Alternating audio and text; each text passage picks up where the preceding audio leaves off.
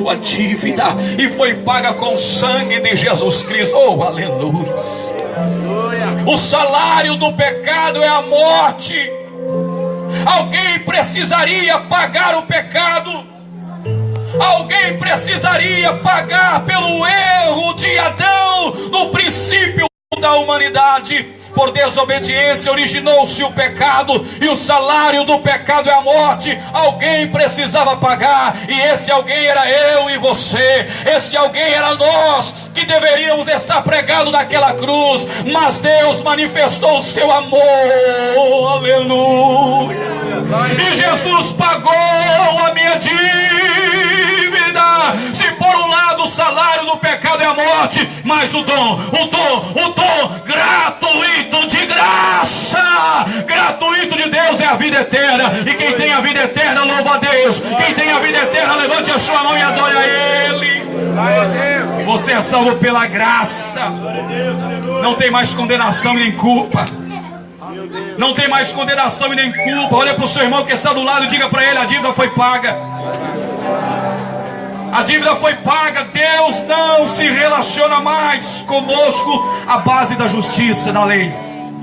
Deus não mais relaciona conosco à base da lei, à base da justiça, porque a sua justiça foi suficientemente preenchida na cruz do Calvário.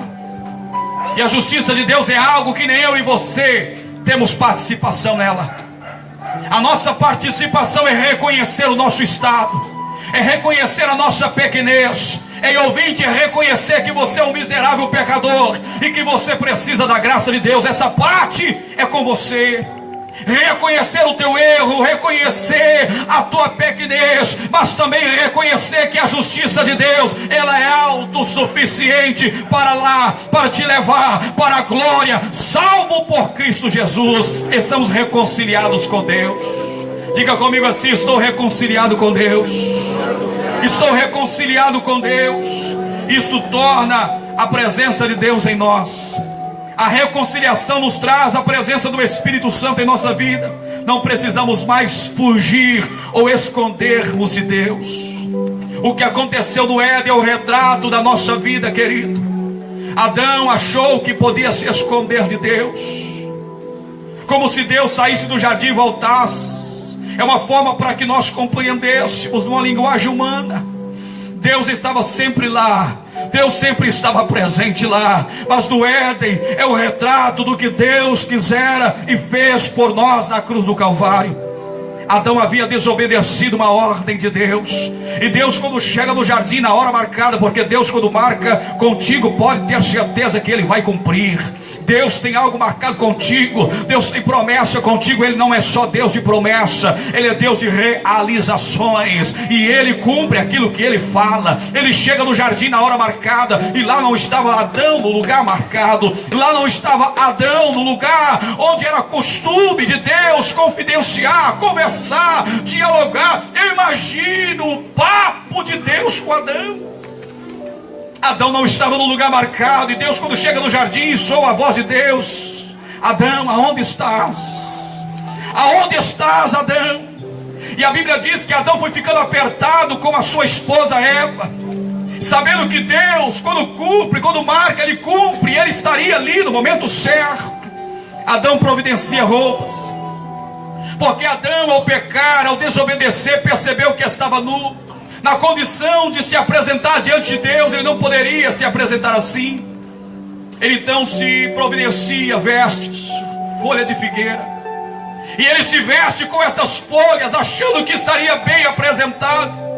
Mas as folhas de figueira, meu amado, é um recurso humano para se apresentar diante dos homens. Estava bem diante da esposa, Eva estava bem diante do seu esposo. Mas quando Deus chega, Adão não estava se apresentando diante de Deus, porque folhas de figueira é uma vida falsa, é uma vida de mentira. Aquelas folhas já estavam murchas, porque ninguém pode se apresentar diante de Deus, a não ser que Deus o traz à sua presença.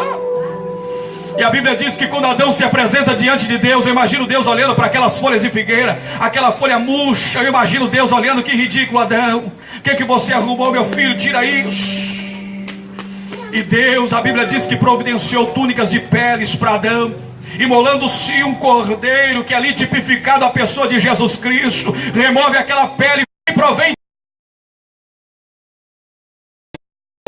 antes da nossa existência. Aí Paulo, no capítulo 1 do mesmo livro que estamos baseados, ele diz que nós somos predestinados, eleitos antes da fundação do mundo. A graça de Deus manifestou.